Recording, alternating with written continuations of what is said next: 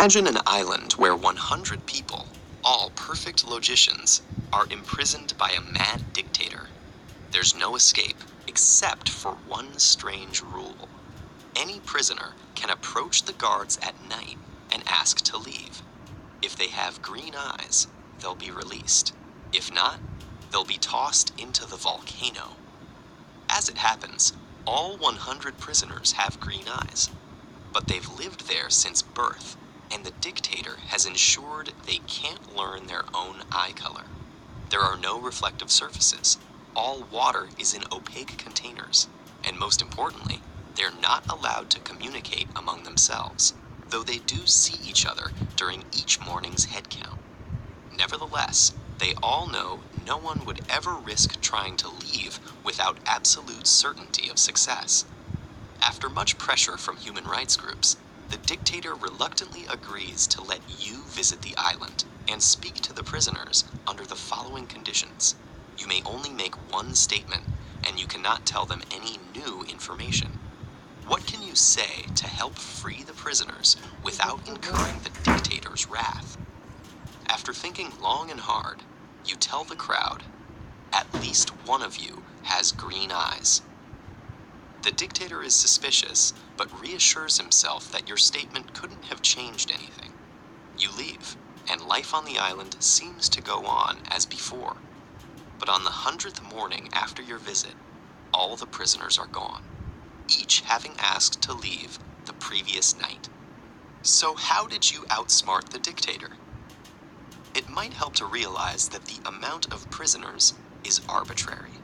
Let's simplify things by imagining just two, Adria and Bill. Each sees one person with green eyes, and for all they know, that could be the only one. For the first night, each stays put.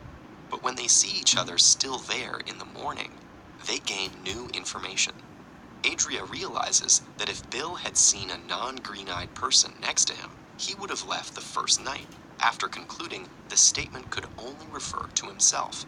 Bill simultaneously realizes the same thing about Adria. The fact that the other person waited tells each prisoner his or her own eyes must be green. And on the second morning, they're both gone. Now imagine a third prisoner. Adria, Bill, and Carl each see two green-eyed people, but aren't sure if each of the others is also seeing two green-eyed people, or just one. They wait out the first night as before, but the next morning they still can't be sure. Carl thinks, if I have non-green eyes, Adria and Bill were just watching each other, and will now both leave on the second night. But when he sees both of them the third morning, he realizes they must have been watching him too. Adria and Bill have each been going through the same process, and they all leave on the third night.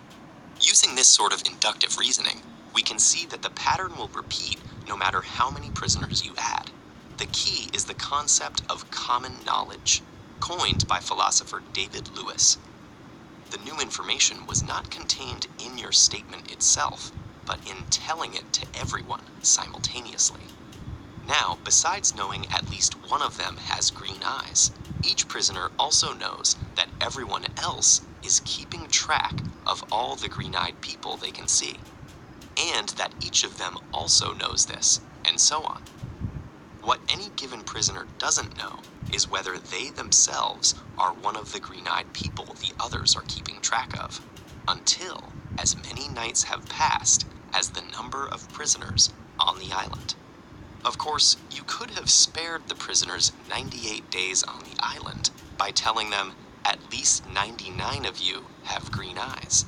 But when mad dictators are involved, you're best off with a good head start